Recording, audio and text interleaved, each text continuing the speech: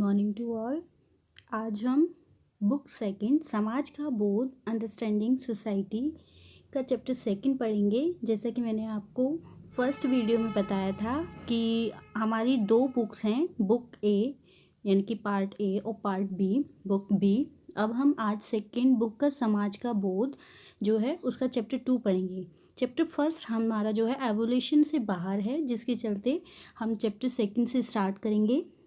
ग्रामीण तथा नगरीय समाज में सामाजिक परिवर्तन तथा सामाजिक व्यवस्था, social change and social order in rural and urban society. Corona से बचाव के लिए ये उपाय अपनाएं। बार बार हाथों को धोते रहें, बिना मास्क बाहर ना जाएं, 2 गज की दूरी बनाए रखें, सार्वजनिक स्थानों पर ना थूकें।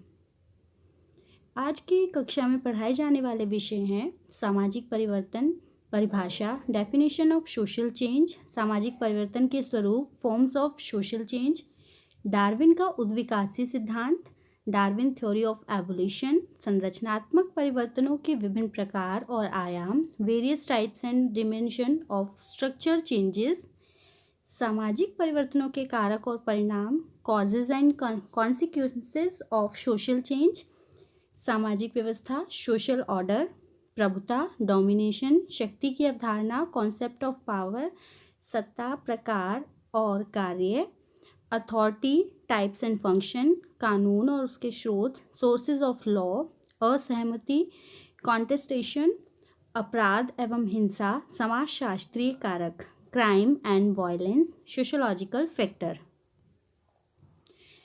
इस ऑनलाइन कक्षा में जुटाई गई संबंधित संपूर्ण जानकारी विभिन्न प्रकार के सोर्सेज से ली गई है, जिनका मैं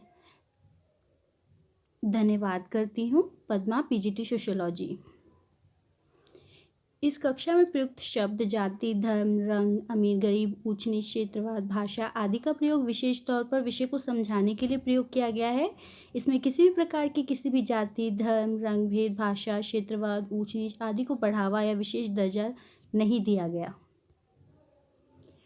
अब हम शुरू करते हैं आज की क्लास। सबसे पहले हम जानेंगे कि सामाजिक परिवर्तन की परिभाषा है। सामाजिक परिवर्तन होता क्या है? जैसा कि शुरू में आपको बताया था, समाज सामाजिक संबंधों का जाल है। ये संबंध समाज से मान्यता प्राप्त होते हैं और संस्थागत होते हैं, यानी कि संस्था के अनुसार चलते हैं। उनके विवाह, फिर उनके परिवार, समूह आदि के द्वारा जो है ये जो संबंध है वो चलते हैं, सुचारू रूप से चलते हैं। जब मनुष्यों के व्यवहारों के प्रतिमानों या फिर सामाजिक संबंधों में परिवर्तन आता है तो उसे हम सामाजिक परिवर्तन कहते हैं।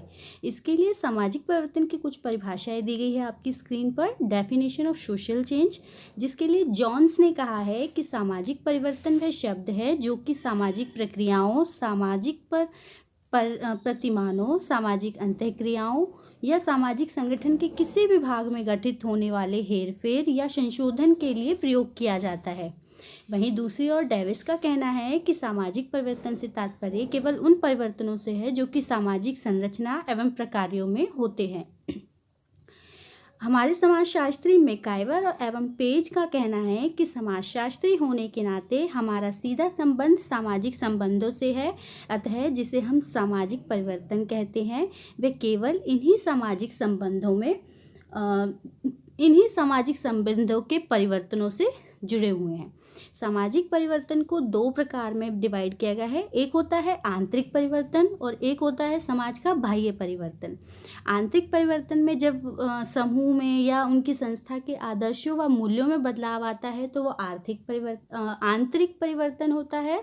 दूसरी ओर बाह्य परिवर्तन होता है जब संस्था में परिवर्तन आने लगते हैं, परिवार में, विवाह में, समूह के स्वरूप में परिवर्तन आते हैं तो वह बाह्य परिवर्तन होता है।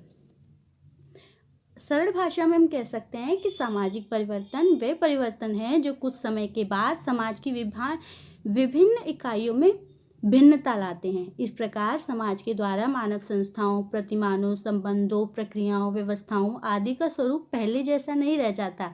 यह हमेशा चलने वाली प्रक्रिया है। अब हम जानेंगे सामाजिक परिवर्तन के स्वरूप, फॉर्म्स ऑफ सोशल चेंज। इसके जो ये फॉर्म्स दिए हुए हैं, पहली है प्रारंभिक समाजशास्त्री, जो प्रारंभ में शुरू में जो समाजशास्त्री थे, जैसे हर्बर्ट स्पेंसर, मैकाइवर, सोरोकिन, इन्होंने अपनी जो पुस्तक थी उनमें जो सामाजिक परिवर्तन के जो थे स्वरूप, उनके जो है अर्थ का कुछ प्रयोग किया है। वो इस प्रकार है: उद्विकास, उद्विकास यानी कि एवोल्यूशन, परिवर्तन जब धीरे धीरे सरल से जटिल की ओर होता है तो उसे उद्विकास कहते हैं। प्रगति के लिए ये प्रयोग किया गया है, प्रगति यानी प्रोग्रेस, अच्छाई के लिए होने वाला परिवर्तन प्रगति कहलाता है। प्रगति तेजी से भी हो सकती है और धीरे धीरे भी हो सकती है। इसमें उद्विकास का सहयोग लिया भी जा सकता है और नहीं भी लिया जा सकता। यह एक निश्चित दिशा में होती है। फिर क्रांति, रेवोल्यूशन, जब कोई परिवर्तन एकाएक या अचानक से तथा गंभीर परिणाम देने वाला होता है तो उसे क्रांति कहते हैं। जैसे कई क्रांति हैं जिन्होंने समाज में बहुत से परिवर्तन ला दिए। अब अगर आपको ऐसा कोई सामाजिक परिवर्तन जो क्रांति का उदाहरण हो, वो आप अपने मुझे मैसेज करके बताएंगे या कमेंट बॉक्स में मेंशन करेंगे। ऐसा क्रांति का कौन सा है जिसने समाज में परिवर्तन ला दिया, क्रांति का एक उदाहरण देना है। डार्विन का उद्विकासीय सिद्धांत, Darwin theory of evolution. Darwin के प्राणीशास्त्र उद्विकास के सिद्धांत के आधार पर अनेक मानवशास्त्री, जिनके नेता हर्बर्ट स्पेंसर थे, समाज तथा संस्कृति के विकास को समझाने का प्रयत्न किया। उनका कहना था कि जिस प्रकार प्राणीशास्त्रीय शरीर का उद्विकास कुछ निश्चित नियमों के अनुसार होता है, वैसे ही समाज और संस्कृति का विकास हुआ है। डार्विन का कहना था प्रत्येक जो जीवित प्राणी है वो सरल होता है, उसके विभिन्न प्रकार के अंगों के साथ घुले मिले होते हैं और उन्हें अलग नहीं किया जा सकता और ना ही कोई उसके निश्चित स्वरूप होता है, परंतु धीरे धीरे वे वस्तु के विभिन्न अंग स्पष्ट होते जाते हैं, पृथक होते जाते हैं। उसको पता चलता जाता है कि उसे किस अंग का काम किस तरीके से लेना है और किस अंग का, शरीर के किस अंग का क्या कार्य है। ठीक है, तो डार्विन जो है, चार्ल्स डार्विन जो थे, चार्ल्स डार्विन के प्रभाव में आकर कुछ तत्कालीन सामाजिक विचारकों ने जैविक उद्विकास की जगह सामाजिक उद्विकास के सिद्धांत को प्रतिपादित किया था।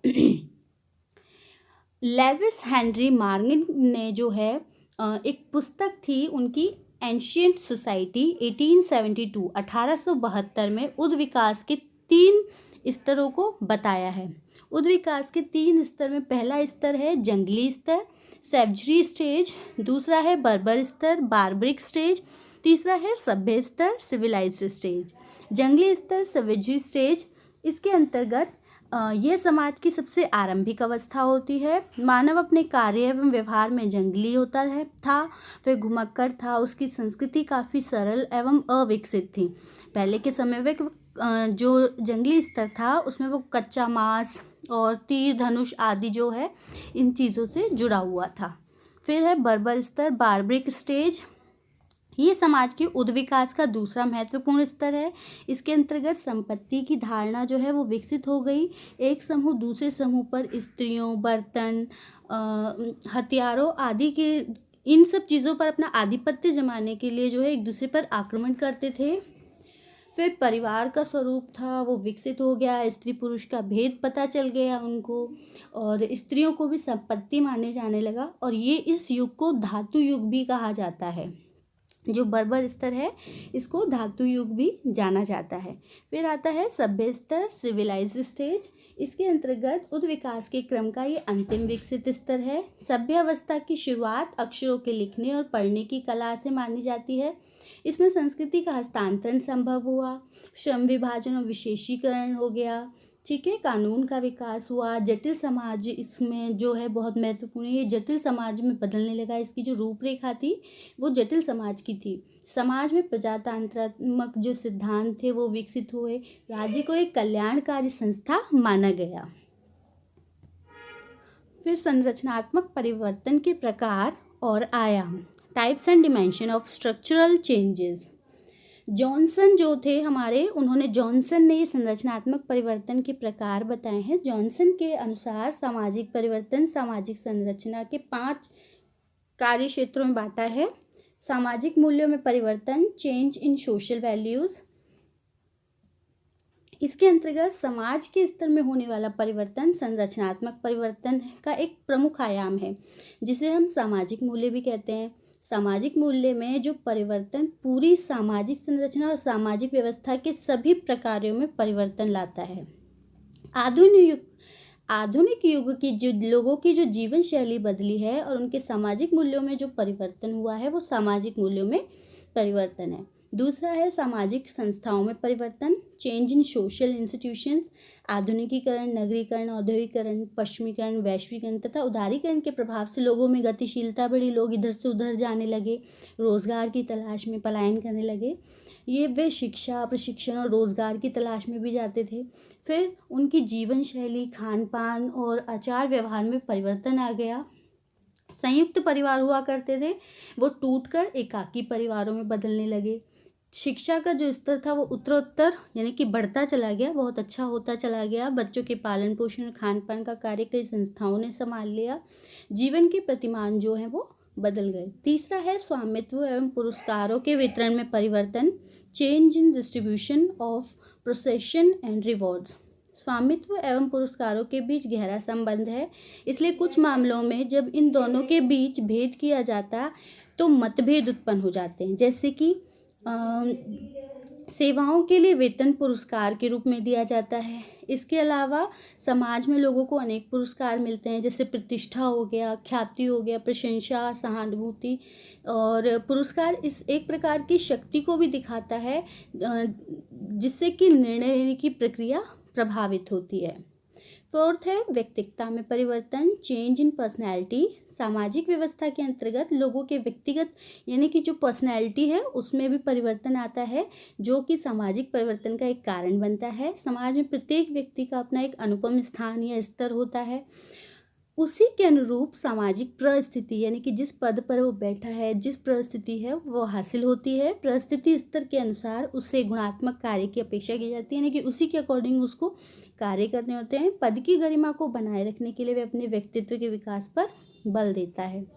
फिफ्थ है व्यक्तिगत योग्यताओं या रुखों में परिवर्तन, change in the abilities of attitudes of personal. व्यक्तिगत व्यवहारों या रुखों में आया परिवर्तन हमेशा संरचनात्मक परिवर्तन का कारण नहीं बनता। जैसे कि घड़ी के आविष्कार के बाद सभी लोगों की समय के प्रति जागरूकता बढ़ी।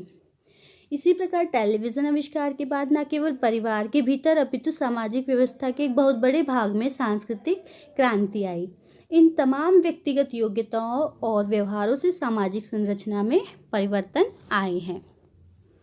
फिर है सामाजिक परिवर्तन के कारक और परिणाम, causes and consequence of social changes.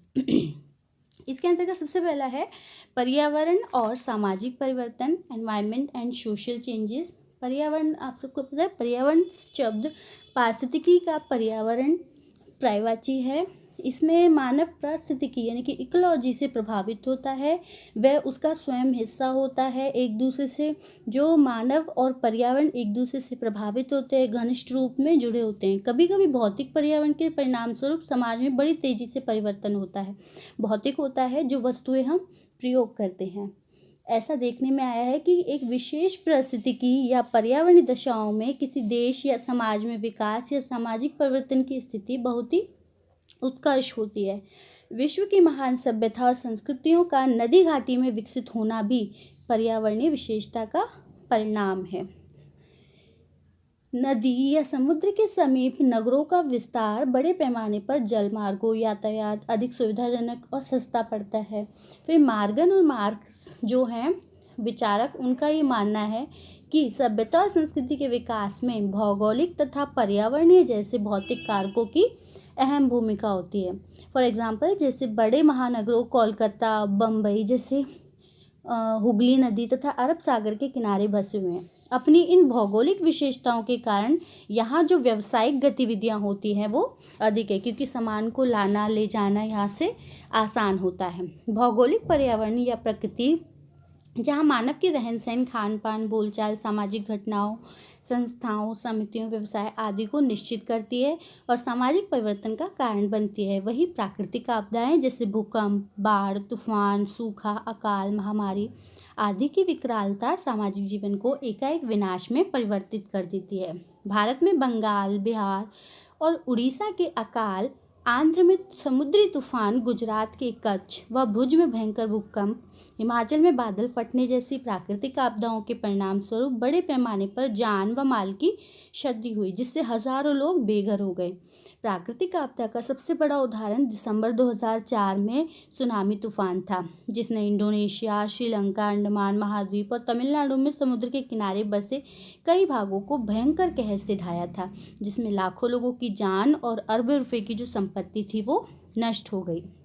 दूसरा है प्रौद्योगिकी एवं अर्थव्यवस्था, टेक्नोलॉजी एंड इकोनॉमिक्स। प्रौद्योगिकी आधुनिक युग में सामाजिक परिवर्तन का महत्वपूर्ण कारक है। प्रौद्योगिकी, टेक्नोलॉजी की जब हम बात करते हैं तो आपके माइंड में सबसे पहले उद्योग, मशीनें, ये शब्द जो हैं वो अलंकृत हो जाते हैं, छप जाते हैं। तो भौतिक उद्देश्यों की पूर्ति के लिए व्यक्ति जिस उन्नत प्रविधि प्रयोग करते हैं उसी को प्रौद्योगिकी कहते हैं। विज्ञान के क्षेत्र में प्रगति अनेक आविष्कारों को जन्म दिया है, जिनसे यांत्रिकरण को बढ़ावा मिला है और उत्पादन प्रक्रिया जो थी वो बदल गई है। बल्ब, पहिया, भाप का engine, computer, internet, telephone, electronic उपकरण, मोबाइल फ़ोन, प्रेस आदि चीज़ों का आविष्कार हुआ है, जिनसे उत्पादन प्रणाली और अर्थव्यवस्था में भारी परिवर्तन आया है। सामाजिक संबंधों, व्यवस्थाओं, भूमिका और परिस्थिति में बदलाव आया है। भारत में प्राचीन व्यवस्थाएं जैसे जाति व्यवस्था, संयुक्त परिवार, ग्रामीण रोजगार, धार्मिक मान्यताएं और संस्कृति आदि नवीन प्रौद्योगिकी से कमज़ोर पड़े हैं। लोगों की मानसिकता सामाजिक कुरीतियों जैसे सामाजिक भेदभाव ये व अस्पृश्यता को समाप्त करने के लिए प्रेरित करती है। इन परिवर्तनों के कारण समाज में अर्जित परिस्थिति का जो महत्व है वो बढ़ जाता है। श्रम विभाजन या श्रम विशेषीकरण के परिणाम स्वरूप जो परंपरागत सरल समाज था, यानी कि पहले के समय में, वो जटिल समाजों में बदलता जा रहा है। नेक्स्ट है हमारा राजनीति तथा सामाजिक परिवर्तन, संस्कृति तथा सामाजिक परिवर्तन, कल्चर एंड सोशल चेंज। इसके अंतर्गत जो है संस्कृति मानव समाज की आंतरिक अभिव्यक्ति है। संस्कृति में मूल्यों, विश्वासों, आचार संबंधी नियमों, सामाजिक प्रतिमानों, राजनीतिक व आर्थिक संगठनों का समावेश रहता है। संस्कृति के ये प्रतिमान एक पीढ़ी से दूसरी पीढ़ी में औपचारिक व अनौपचारिक प्रक्रियाओं में हस्तांतरित होते रहते हैं, कि एक पीढ़ी अपनी दूसरी पीढ़ी को देती रहती है। सामाजिक प्रतिमान व्यक्ति के व्यवहार के वे नियम हैं जो संस्कृति के मूल्यों को दर्शाते हैं। फॉर एग्जाम्पल, जैसे कि आपकी मदर कोई व्रत रख रही है तो वो अपनी बहू को वो ट्रांसफ़र कर देगी कि वो फास्ट उसे रखना है, ठीक है। और या फिर किसी तरीके से पूजा करने का तरीका है, या कोई किसी फेस्टिवल पे कुछ फल रखने का, या जो कोई ऐसा मूल्य जो आपकी फैमिली में फॉलो किया जा रहा है वो अपनी आने वाली पीढ़ी को हस्तांतरित कर देती है।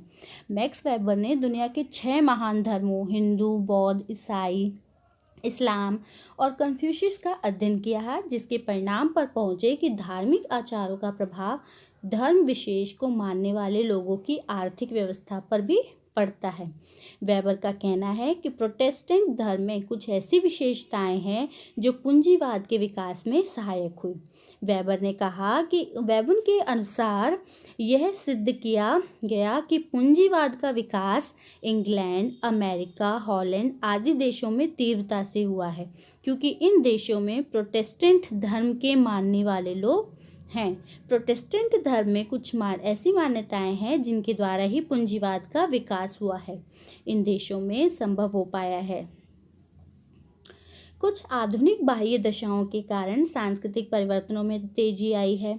जो देश व्यापारिक संबंधों के माध्यम से पाश्चात्य संस्कृति के संपर्क में आते हैं, वे देश भूमंडलीकरण के प्रभाव से वंचित नहीं रहते। इसका प्रभाव उन समाजों अथवा देशों की परंपरागत संस्कृतियों पर भी पड़ता है। फिर है राजनीतिक तथा सामाजिक परिवर्तन।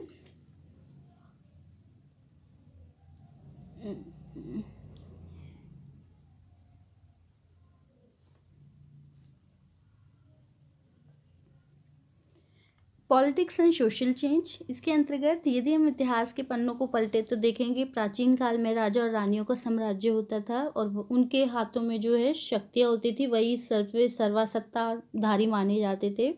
उस समय जो है राजनीतिक, आर्थिक और सामाजिक कार्य का जो पूर्ण दायित्व होता था उन्हीं का होता था। राजनीतिक शक्ति ही सामाजिक परिवर्तन का सबसे बड़ा कारण है। विश्व के इतिहास में ऐसे अनेक उदाहरण हैं। जब कोई देश दूसरे देश पर विजयी होता था तो उसका पहला काम वहाँ की सामाजिक व्यवस्था को बदल देना होता था या दुरुस्त कर देना होता था। वहाँ की प्रजा के लिए वो अच्छा करके दिखाना चाहते थे, लेकिन वो कहीं ना कहीं परिवर्तन था। संयुक्त राज्य अमेरिका और जापान ऐसी सामाजिक व्यवस्था की आधुनिक मिसाल है। अगर आपको याद हो तो द्वितीय विश्व युद्ध में अमेरिका ने जापान पर विजय प्राप्त करने के बाद अमेरिका ने विनाशकारी हथियार और परमाणु बम का प्रयोग किया था, जो मानव इतिहास में पहली बार हुआ था। जापान वासियों के समर्पण के बाद अमेरिका ने जापान पर बहुत वर्षों तक शासन किया और शासनकाल के दौरान अमेरिका ने जापान में भूमि सुधार और औद्योगिक विकास जैसे कई परिवर्तन किए। जापान में 1970 के दशक में औद्योगिक प्रौद्योगिकी के मामले में नंबर 1 बन गया था।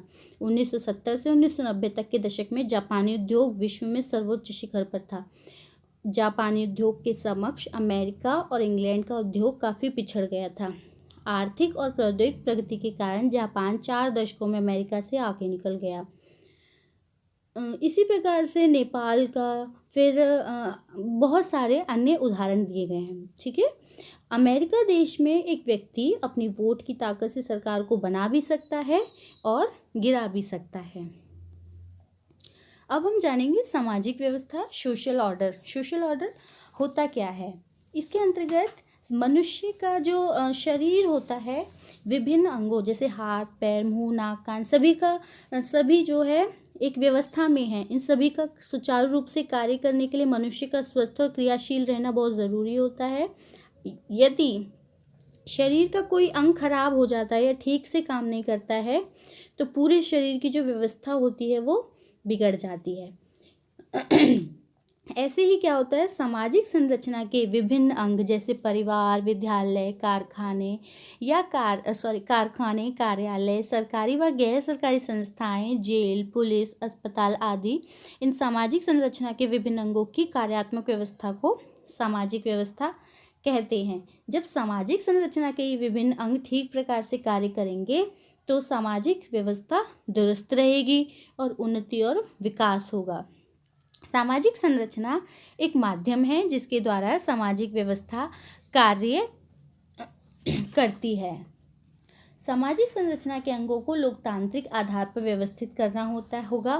कोई राज्य उस समय तक लोकतांत्रिक रूप से कार्य नहीं कर पाएगा जब तक उसकी संरचना लोकतांत्रिक ना हो। उदाहरणतः यदि संविधान तथा कानून संस्थाओं में समानता की निश्चितता ना हो तो राज्य अपनी क्रियाओं तथा नीतियों द्वारा अवसर की जो समानता प्रदान नहीं कर सकता।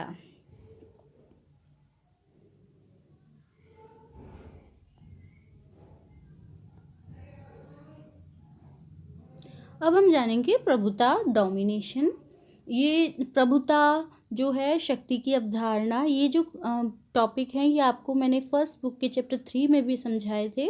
अगेन आपको प्रभुता, डोमिनेशन, सभी प्रकार की शासन व्यवस्थाओं में, चाहे वो लोकतांत्रिक हो या तानाशाही हो, शासन तंत्र के इर्द गिर्द कुछ ही लोग होते हैं। इन लोगों के हाथ में शक्ति और सत्ता होती है और वही लोग अपना जो प्रभुत्व है वो स्थापित कर सकते हैं। कई बार ये संख्या में बहुत अधिक होते हैं और ये किसी भी जाति के हो सकते हैं, किसी भी धर्म के हो सकते हैं। सत्ता या इसमें क्या होता है, इसके अंतर्गत प्रत्येक मानव दूसरे मानव को अपने विचार पक्ष में लाने का प्रयास करता है और इसी प्रयास को सफल बनाने के लिए वह व्यक्त शक्ति का प्रयोग करता है। जिन तत्वों के कारण शक्ति अधिक शक्तिशाली बनती है उन्हें हम प्रभुता कहते हैं।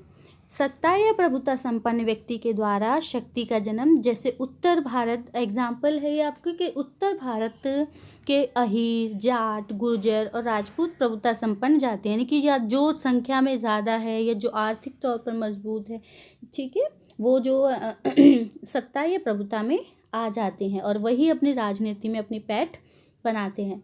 लोगों में शक्ति का संचार होने से उनमें प्रभुता आती है। प्रभुता को बनाए रखने के लिए अधिक से अधिक शक्ति अर्जित करने में लगे रहते हैं।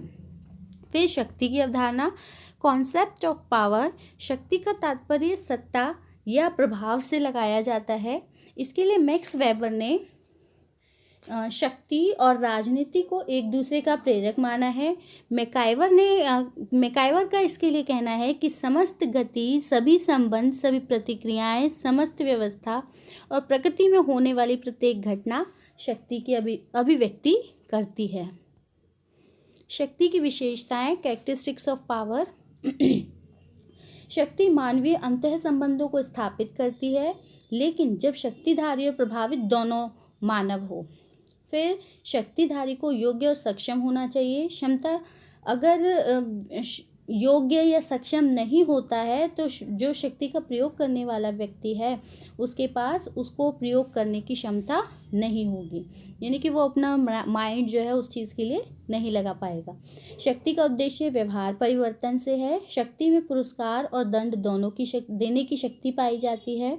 अनेक शक्तिशाली पर्दे के पीछे रहकर शक्ति का प्रयोग करते हैं। आपने देखा भी होगा कि पूंजीपति और बड़े बड़े धार्मिक नेता राजनीति से दूर रहते हुए भी, और आज के समय में भी तो टीवी के जो एक्टर्स हैं, अभिनेत्री और अभिनेता जो हैं, वो भी कहीं ना कहीं शक्ति का जो प्रयोग करते हैं, राजनीति से दूर रहकर भी शक्ति का बहुत ही अच्छे से प्रयोग करते हैं।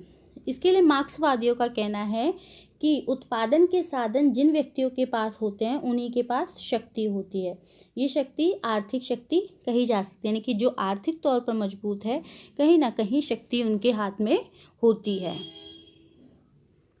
सत्ता की अवधारणा, कॉन्सेप्ट ऑफ अथॉरिटी। प्रत्येक समाज में कुछ ऐसे व्यक्ति होते हैं जिसके हाथ में शक्ति या प्रभुता या अधिकार होते हैं, जिसके आधार पर वे दूसरों के व्यवहारों पर नियंत्रण रखते हैं। किसी संगठन में व्यवस्था को बनाए रखने के लिए आवश्यक है कि कोई ऐसा अधिकारी हो जिसके प्रति हम आज्ञाकारी हो सके, या उसके व्यक्ति के प्रति भय, सम्मान या श्रद्धा के कारण, वो जो भय है वो सम्मान या श्रद्धा के कारण उत्पन्न होता हो।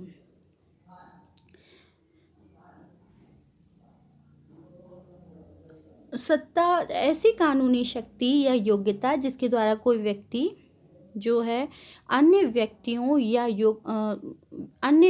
या व्यक्तियों के समूह पर अपनी श्रेष्ठता स्थापित करना या बिना किसी दबाव और प्रेरणा के अपने आदेशों का पालन करवाना या अपनी योजनाओं को स्वीकृति प्राप्त कर सकने की क्षमता रखता हो, वह व्यक्ति जो है वो सत्ता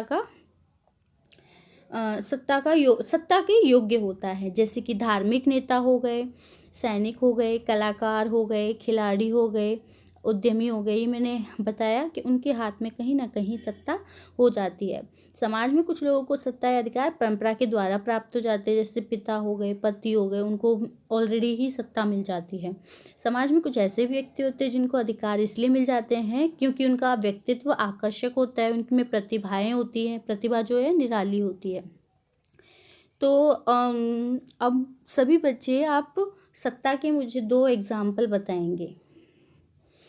आगे हम जानेंगे सत्ता की विशेषताएं, कैरेक्टरिस्टिक्स ऑफ अथॉरिटी। सत्ता औपचारिक, निश्चित एवं विशिष्ट होती है। सत्ता में अधिकतर भूमिका अधीनस्थों द्वारा की जाती है। जो उनके सत्ता में जो अधीन लोग कार्य होते हैं वही अधिक भूमिका निभाते हैं।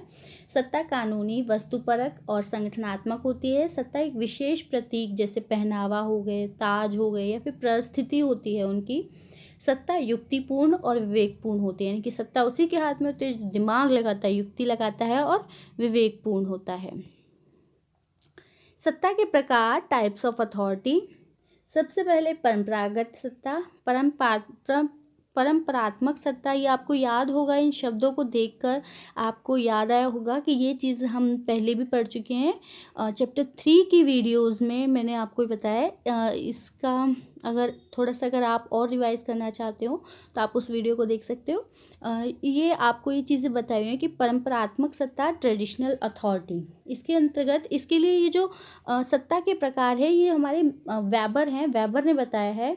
हमारे जो समाजशास्त्री वेबर उनका कहना है कि लोगों को सत्ता परंपरा से प्राप्त होती है, जैसे कि पुरोहित हो गए, महाजन, राजा रानी, प्रधान आदि। फिर बौद्धिक एवं कानूनी सत्ता, रैशनल एंड लीगल अथॉरिटी, इसके अंतर्गत जो है नौकरशाही जो है सत्ता को दर्शाता है। वेबर का मानना है कि बुद्धि संगत या बौद्धिक वैधानिक सत्ता वह है जिसमें व्यक्ति किसी संवैधानिक पद के कारण सत्ता पर आसीन होता है, जैसे मुख्यमंत्री हो गए, ठीक है, प्रधानमंत्री हो गए, नगर पालिका का अध्यक्ष हो गया। अब एक एग्जाम्पल आप बताएंगे बौद्धिक एवं कानूनी सत्ता का। फिर करिश्मा सत्ता, करिश्मात्मक सत्ता यानी कि कैस्मेटिक्स अथॉरिटी। वेबर का कहना है कि समाज में व्यक्तियों की ये सत्ता किसी विशिष्ट करिश्मा या चमत्कार पर आधारित होती है। उदाहरण के लिए पीर, पैगंबर, जादूगर, कलाकार, खिलाड़ी, धार्मिक गुरु आदि जो है वो करिश्माई सत्ता के अंतर्गत आते हैं। फिर सत्ता के कई और भी अन्य प्रकार हैं, जैसे कि राष्ट्रीय एवं अंतर्राष्ट्रीय, सरकार के परंपरागत अंगों के आधार पर, संवैधानिक दृष्टि से, क्षेत्रीयता, राजनीतिक, संख्यात्मक तथा विषयों की दृष्टि से भी जो है सत्ता आती है। सत्ता के प्रकार, फंक्शन ऑफ अथॉरिटी, सामान्य समन्वय, सत्ता विभिन्न विभागों की एकता के लिए उनमें समन्वय स्थापित करने का प्रयास करती है ताकि जो कर्मचारी हैं कर्मचारी तंत्र को एक सूत्र में बांधा जा सके। फिर नियंत्रण, प्रशासन के व्यवहार को नियंत्रित करने का काम सत्ता का होता है। प्रशासनिक सामंजस्य के लिए नियंत्रण आवश्यक है। अनुशासन, डिसिप्लिन, उच्च अधिकारियों में तथा उनके अधीनस्थ कर्मचारियों में अनुशासन बनाने का कार्य सत्ता द्वारा ही किया जाता है। विकास, डेवलपमेंट, सत्ता अपने विभाग, क्षेत्र और देश के विकास के लिए विविध उपाय करती है। निर्णय, व्यवस्था संबंधी आयामों को गति देने और उनके सफल संचालन हेतु सत्ता महत्वपूर्ण निर्णय लेती है।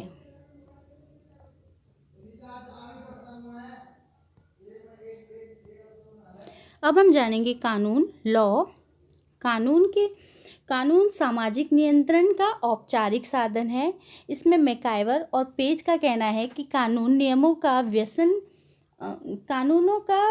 व नियमों का वह संग्रह है जो राज्य के न्यायालयों द्वारा विशिष्ट स्थितियों के लिए प्रमाणित और व्याख्यात तथा लागू किया जा सकता है। कानून की विशेषताएं, कैरेक्टरिस्टिक्स ऑफ लॉ। कानून औपचारिक सामाजिक नियंत्रण का साधन है। कानून सर्वसत्ता संपन्न होते हैं। इसके कारण यह है कि कानून का निर्माण देश की सर्वोच्च सत्ता के द्वारा होता है। कानून बिना किसी भेदभाव के सभी नागरिकों पर समान रूप से लागू होता है।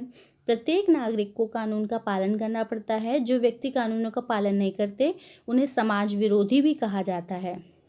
कानून औपचारिक सामाजिक नियंत्रण का साधन होने के कारण व्यक्ति की बाहरी क्रियाओं को भी प्रभावित करता है। कानून के जो स्रोत हैं, सोर्सेज ऑफ लॉ, कानून को निर्मित करने की शक्ति राज्य के हाथों में होती है। कानून के जो मुख्य स्रोत है संविधान, संसद, विधानसभा, परंपरागत विधि और न्यायालयों के निर्णयों पर आधारित होते हैं। इसके बाद प्रत्येक समाज में मानव व्यवहार जो है वो दो प्रकार के होते हैं, सामाजिक अनुरूपता और विचलन। ये आपको अनुरूपता वर्ड और विचलन ये दोनों समझाए हुए हैं। मैं आपको ये दोबारा समझा देती हूँ। अनुरूपता कन्फॉर्मिटी, विचलन डिविएंस। अनुरूपता जो है वो होता है जिसको समाज द्वारा स्वीकृत व्यवहार, यानी कि जो समाज ने तय किया है कि लोगों को किस तरीके से व्यवहार करना है, क्या मूल्य, क्या आदर्श अपनाने हैं, वो अनुरूपता कहलाता है। जो समाज के अनुरूप चलते हैं या कार्य करते हैं। लेकिन जो समाज द्वारा अस्वीकृत व्यवहार, जो समाज जिसको मान्य नहीं करता, वो व्यक्ति समाज में विचलन हो जाता है। सामाजिक अनुरूपता और सामाजिक विचलन के बीच एक स्थिति होती है जिसे विरोध या असहमति कहते हैं। सामाजिक संबंधों में संघर्ष की स्थिति व्याप्त है जिसमें एक और स्थिति देखने को मिलती है जिससे हम असहमति कहते हैं। सामाजिक अनुरूपता, व्यक्ति जब व्यवहार या आचरण सामाजिक मूल्यों, मान्यताओं, परंपरा, आदर्शों के अनुरूप समाज में व्यवहार करता है तो उसे समाज स्वीकृत कर लेता है, उसे सामाजिक अनुरूपता कहते हैं। वहीं जब व्यक्ति सामाजिक मूल्यों, मान्यताओं, परंपराओं, आदर्शों, प्रतिमानों के अनुरूप व्यवहार नहीं करता तो उसे समाज जो है वो अपनाता नहीं है, उसे समाज अस्वीकृत करता है और उसे सामाजिक विचलन की श्रेणी में रखा जाता है। सामाजिक विचलन कहते हैं। अब हम जानेंगे असहमति की अवधारणा।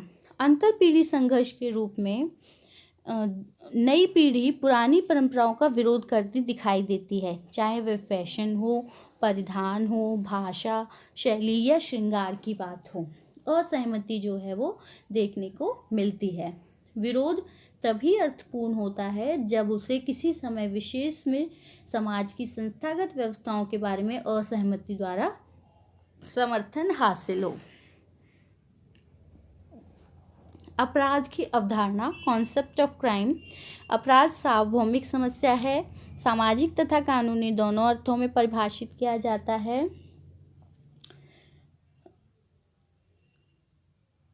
इसमें हमारे जो समाजशास्त्री हैं हॉल जीरोम का कहना है कि अपराध कानूनी तौर पर वर्जित वे सभी कार्य हैं जिनका सामाजिक हितों पर हानिकारक प्रभाव पड़ता है, जिसका उद्देश्य आपराधिक है और जिसके लिए कानूनी तौर पर दंड निर्धारित किया जाता है।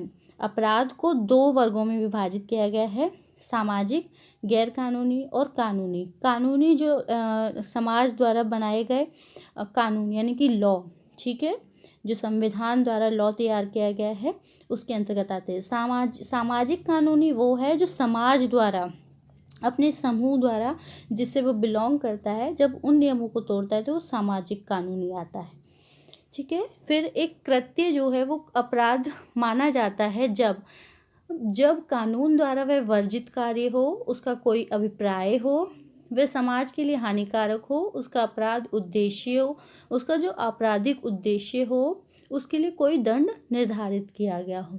तो समाजशास्त्री जो है दृष्टिकोण से सामाजिक आदर्शों एवं नियमों के विरुद्ध कार्य करना अपराध कहलाता है और ऐसा कार्य करने वाले व्यक्ति को अपराधी के नाम से पुकारते हैं। ये सब तो आपको पता ही होगा कि जब कोई व्यक्ति समाज के आदर्शों या नियमों के विरुद्ध कार्य करता है तो वह व्यक्ति अपराधी हो जाता है।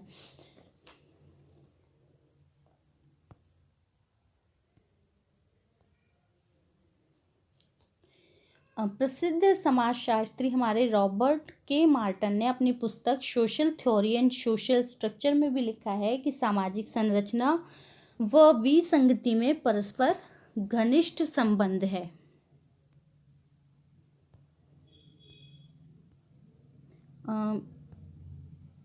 अब हम जानेंगे अपराध के समाजशास्त्री कारक, सोशोलॉजिकल फैक्टर ऑफ क्राइम।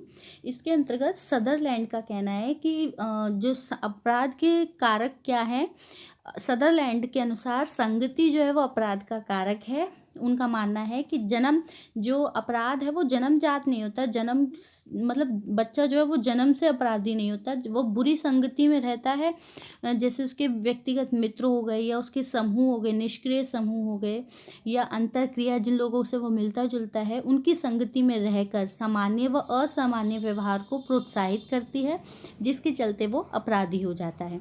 वहीं टेफ्ट का कहना है कि अपराध जो है वो सामाजिक विघटन से संबंधित है। उनका मानना है कि अपराध जो है सांस्कृतिक संगठन की प्रकृति पर आधारित है। संस्कृति के आधार पर बलात्कार जैसे अपराधों को समझने पर बल दिया जाता है, टेफ्ट के अनुसार। वहीं ऑकबर्न ने सामाजिक परिवर्तन जिसमें सांस्कृतिक विलंबना संक्रमण की स्थिति उत्पन्न हो जाती है। ऑकबर्न का कहना है, उनका मानना है सामाजिक परिवर्तन जो है अपराध का कारक है। सांस्कृतिक विलंबना के चलते संक्रमण की स्थिति पैदा होती है, जिससे अपराधी प्रवृत्तियों को प्रोत्साहन मिलता है और इस प्रकार समाज में होने वाले परिवर्तन कहीं ना कहीं अपराध की दर को बढ़ाता है।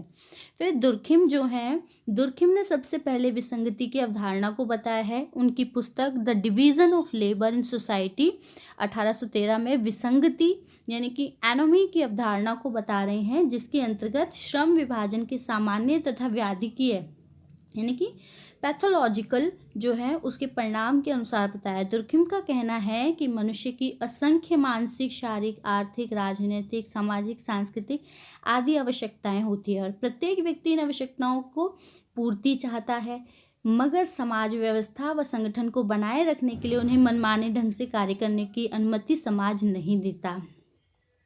दुर्किम का ये मानना है कि एक बार जब समाज में विसंगति की स्थिति उत्पन्न हो जाती है तो वह फिर छूत की बीमारी की तरफ फैलती है और संपूर्ण समाज में मूल्य विहीनता व आदर्श की विहीनता, यानी कि जो आदर्श है वो समाप्त होने लगते हैं और मूल्य जो है वो कहीं ना कहीं उनकी स्थिति बिगड़ जाती है। विसंगति या व्यक्तिक विचलन की स्थिति में प्रत्येक व्यक्ति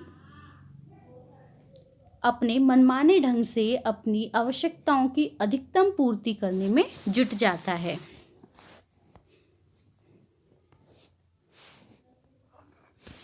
अगला है हिंसा। हिंसा किसी व्यक्ति या समाज के विरुद्ध किया गया ऐसा आपराधिक कार्य है जिसमें व्यक्ति या समाज को शारीरिक या मानसिक भय एवं कष्ट होता है। इसको हिंसा के दो रूप में बताया, अपराध, दूसरा है मानसिक एवं शारीरिक कष्ट। हिंसा एक प्रमुख तत्व अपराध है। हिंसात्मक कार्य से ही अपराध का बोध हो जाता है। अपराध के बिना हिंसा संभव नहीं है। जैसे सरकार द्वारा जब व्यक्ति को फांसी दी जाती है तो उसमें हिंसात्मक कार्य नहीं कहेंगे, क्योंकि जब कोई व्यक्ति किसी सड़क पर चलते व्यक्ति को चाकू मारकर उसका पर्स छीन ले गया तो ये कार्य जो है वो हिंसा के अंतर्गत आता है। इसमें ये कार्य जो है हिंसात्मक है और इसके ये अपराध के अंतर्गत आता है। फिर मानसिक एवं शारीरिक कष्ट, इसमें क्या होता है, हिंसात्मक कार्य में हिंसा पीड़ित एवं हिंसात्मक व्यक्ति दोनों को ही कष्ट होता है। हिंसा पीड़ित व्यक्ति जो होता है, यानी कि हिंसा करने वाला और हिंसा सहने वाले दोनों को दुख हो रहा है, दर्द हो रहा है। हिंसा पीड़ित व्यक्ति को मानसिक एवं शारीरिक दोनों कष्ट होते हैं। हिंसा पीड़ित यानी कि जो जिसको मारा गया है उसको मानसिक और शारीरिक दोनों कष्ट होते हैं। वहीं हिंसात्मक यानी कि हिंसा करने वाला व्यक्ति कहीं ना कहीं मानसिक पीड़ा से अवश्य जुड़ा होता है, यानी कि जब उसे दुख होता है किसी चीज़ का या कोई चीज़ उसके दिमाग में ठोस लग जाती है तब वो कहीं ना कहीं जो है हिंसा करने पर उतारू हो जाता है।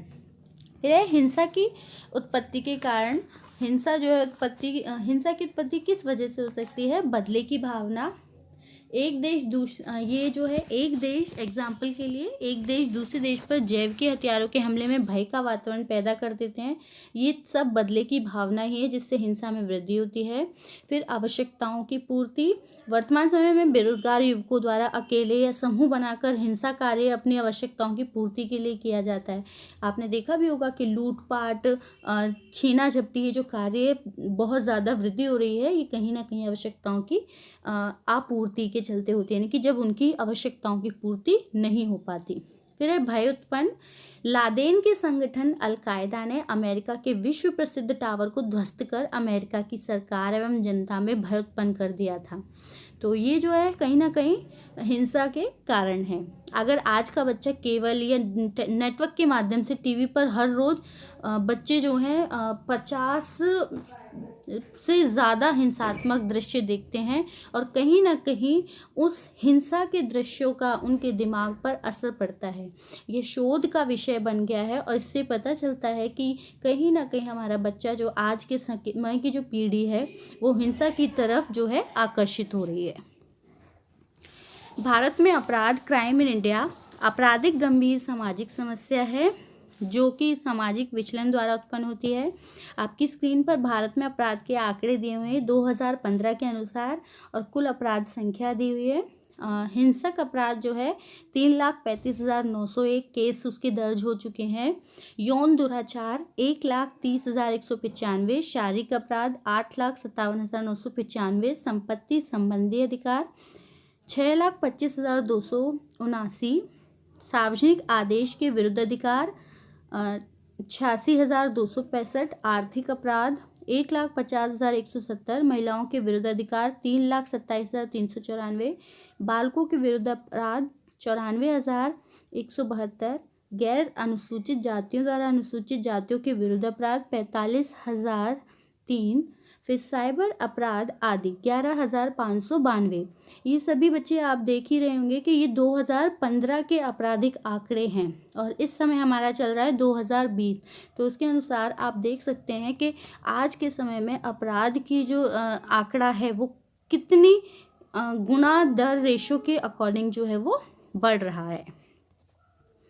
ये आज की कक्षा में पढ़ाए गए विषय से संबंधित कुछ प्रश्न आपकी स्क्रीन पर दिखाए हुए हैं, जिसे आपको आज की डेट में नोटबुक में इनके आंसर ढूंढ के करने हैं। आप आज की कक्षा के लिए आप सभी का थैंक यू, धन्यवाद।